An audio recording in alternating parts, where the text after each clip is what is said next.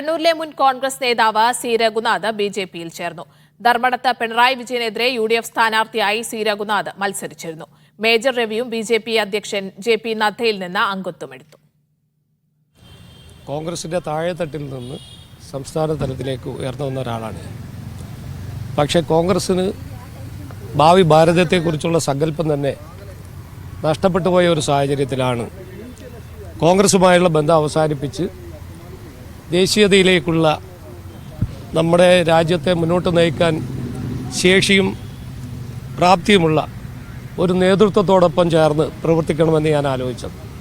ഇനി അങ്ങോട്ടുള്ള കാലഘട്ടത്തിൽ ഭാരതീയ ജനതാ പാർട്ടിയുടെ ഒരു പ്രവർത്തകനായി കേരളത്തിൽ പ്രവർത്തിക്കാൻ അവസരം എന്നെ ഇന്ന് പാർട്ടിയിൽ ചേർത്തതോടുകൂടി അവസരമുണ്ട്.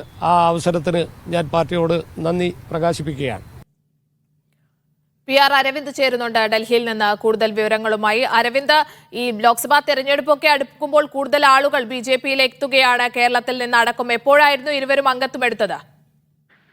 സ്നേഹ, അല്പം മുമ്പാണ് BJP ദേശീയ അധ്യക്ഷൻ JP നദ്ദയുടെ വസതിയിൽ വെച്ച് സംവിധായകൻ മേജർ രവിയും അതുപോലെ തന്നെ കണ്ണൂർ മുൻ DCC ജനറൽ സെക്രട്ടറിയുമായ സി രഘുനാഥും BJP അംഗത്വം സ്വീകരിച്ചത്. BJP സംസ്ഥാന അധ്യക്ഷൻ K. സുധാകരൻ, കണ്ണൂർ ജില്ലാ പ്രസിഡന്റ് N. ഹരിദാസ് എന്നിവരും ഇവരുമായുള്ള കൂടിക്കാഴ്ചയിൽ പങ്കെടുത്തിരുന്നു. നമുക്കറിയാം, നിയമസഭാ തെരഞ്ഞെടുപ്പിൽ മുഖ്യമന്ത്രി പിണറായി വിജയനെതിരെ ധർമ്മടത്ത് UDF സ്ഥാനാർത്ഥിയെ മത്സരിച്ച സി രഘുനാഥ് KPCC അധ്യക്ഷൻ K. സുധാകരന്റെ അടുത്ത അനുയായിയായി അറിയപ്പെട്ട ഒരാളാണ്. കോൺഗ്രസ് നേതൃത്വത്തിന്റെ ഭാഗത്തുനിന്ന് ഏറെ കാലമായി അവഗണന നേരിട്ടുവെന്ന് ചൂണ്ടിക്കാട്ടിയായിരുന്നു രഘുനാഥ് കഴിഞ്ഞ മാസം കോൺഗ്രസ് വിട്ടിരുന്നത്.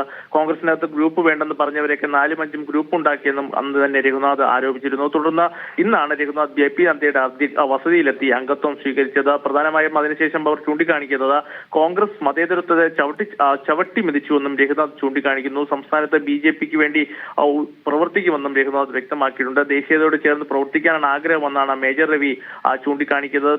പണ്ട് തന്നെ മോദിയിൽ ആകൃഷ്ടനായതാണ്. മോദിയുടെ ആശയങ്ങളിൽ താൻ വലിയ രീതിയിൽ ആകൃഷ്ടനായാണ് BJPയിൽ ചേരുന്നതെന്നും മേജർ രവിയും വ്യക്തമാക്കിയിട്ടുണ്ട്.